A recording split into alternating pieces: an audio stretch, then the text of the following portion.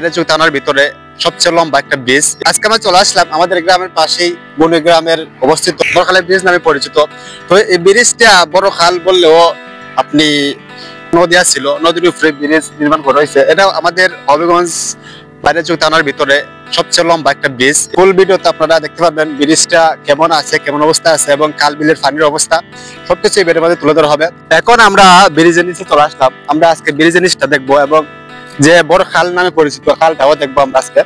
চলেন আমরা দেখে আসি কি মধ্যখানের পিলারিটায় উঠতে পারে কিনা, তাদেরকে একটু দেখাই।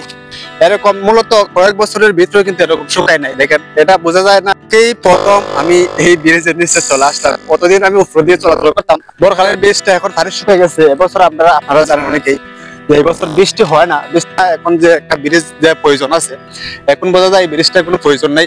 না হওয়ার কারণে কিন্তু মানে কাল বেশ শুকিয়ে গেছে। আর ব্রিজটা মূলত গুনই আর হবিগঞ্জ যাওয়ার একমাত্র রাস্তা ছিল এই ব্রিজটা।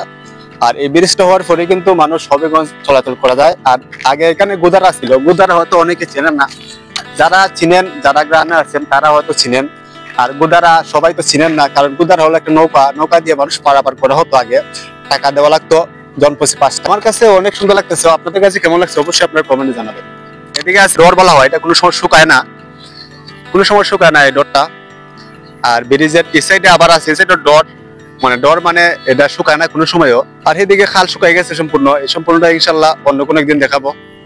এখন আমরা আছি গুনুই মাঠের মাঝে। মাঠ থেকে অনেক সুন্দর ব্রিজের একটা ভিউ দেখা যায়। সেই ভিউটা দেখানোর জন্যই মূলত আমরা মাঠে আসা। আর এই মাঠটাতে অনেক সুন্দর একটা মাঠ।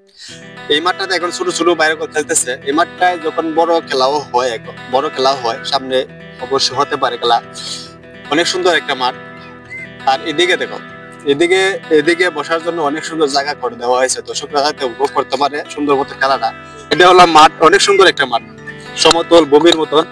আর এদিকে হলো একটা আলিয়া মাদ্রাসা আছে। আলিয়া মাদ্রাসার পরে কিন্তু যে খাল আছিল, এই খালটা এখন শুকাই গেছে, মানে এখন মরুভূমির মতো লাগতেছে এই জায়গাটা। আর এদিকে আসার পরে কিন্তু হলো আমাদের বড়খালের ব্রিজ। ব্রিজটা অনেক সুন্দর, অনেক সুন্দর একটা ব্রিজ। আমাদের বানিয়াচংয়ের মাঝে সবচেয়ে বড় ব্রিজ হলো বড়খালের ব্রিজ, গুনুই ব্রিজ বলা যায়। অনেক সুন্দর জায়গা। আমরা এখন ব্রিজের উপরে চলে আসলাম। ব্রিজের উপর থেকে আমরা দেখবো চতুর্দিকে বড়খাল নামে যে পরিচিত খালটা কেমন আমরা দেখবো। প্রায় এদিকে দেখো, এদিকের খালটা দেখেন, অল্প জায়গায় পানি আছে আর সবগুলো শুকাই গেছে। আর এদিকে মোটামুটি পানি আছে, মোটামুটি আমার কাছে সুন্দর লাগতেছে। অবশ্যই আপনারা কমেন্টে জানাবেন। যারা বিউটিফুল বাংলাদেশ পেজটি দেখছেন অবশ্যই আপনারা বিউটিফুল বাংলাদেশ পেজটি অবশ্যই ফলো করে রাখবেন। যারা ইউটিউব চ্যানেলটি দেখছেন অবশ্যই ইউটিউব চ্যানেলটা সাবস্ক্রাইব করে রাখবেন। সবাইকে ধন্যবাদ। আল্লাহ হাফেজ।